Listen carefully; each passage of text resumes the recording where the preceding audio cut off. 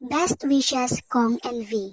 Sa wakas, ikinasal na ang vlogger na si V. Cortez at ang kanyang longtime partner na si Kong Velasquez ngayong araw, June 17. Sa kanilang Instagram post, ibinahagi ni V ang ilan sa mga larawan mula sa kanilang engranding kasal. No more kapitbahay, yes to asawa.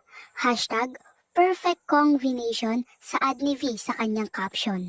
Ang kasalang ito ay isang napaka-espesyal na okasyon hindi lang para kina V at Kong, kundi pati na rin sa kanilang mga fans at mga taga-subaybay. Mula sa kanilang sweet na proposal noong October 2022 kung saan naganap ito sa birthday celebration ni Kong hanggang sa kanilang pre-wedding photoshoot sa Japan, talagang pinatunayan ng couple na ito na sila ay meant to be.